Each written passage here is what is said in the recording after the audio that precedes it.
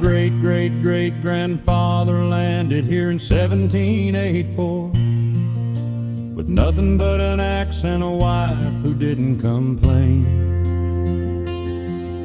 He walked these woods from the Nashua to the Monoosnoc shore and picked a spot where he'd bury his name. The white pine stood 200 feet or more, their trunks as straight as any shipyard mast. He looked up through the canopy and swore,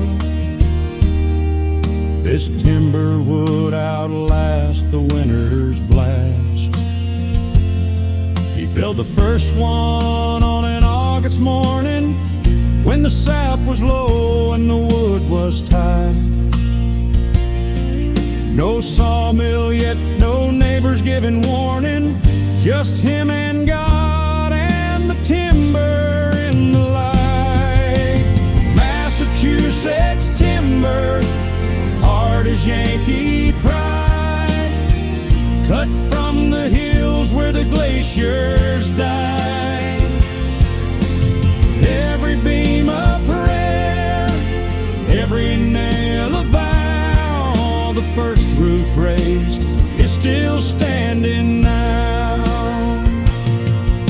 He hewed the logs with a broad axe and a froe, squared them true by the morning sun. No chalk line yet, no level he could show, just his eye and the work that must be done.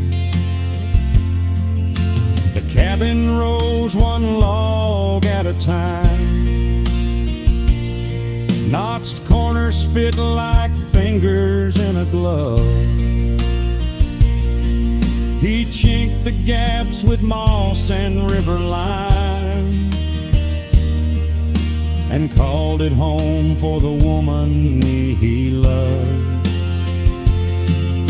The chimney stones he hauled from the riverbed, stacked them dry the way the old ones taught.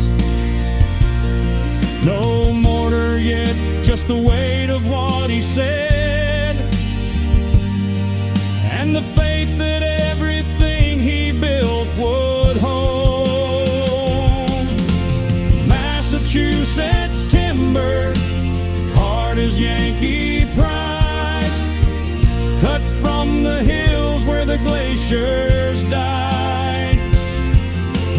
Every beam a prayer, every nail a vow, the first roof raised is still standing now. They say a man's home is his castle, but here a castle was just 4 walls and a roof, with a floor packed dirt and a window that faced south, so winter wouldn't steal the truth. He carved her name above the door with his knife, Sarah, 1784. And every winter that cabin held their life, till their children couldn't fit through the door no more. That cabin stood through the blizzard of '88, through the hurricane that took the meeting house down. Through the years the mill came and changed the town's fate, through the war that sent the boys to Charlestown. I walked inside last spring with my own girl. She's 12 now, asking where we come from. I ran my hand along the mantle, gave it a swirl,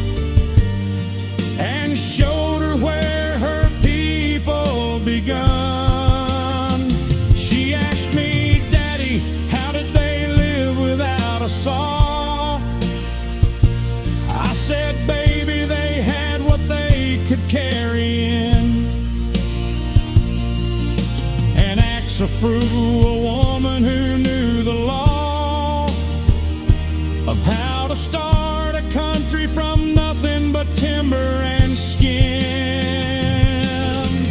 Massachusetts timber, hard as Yankee pride, cut from the hills where the glaciers died.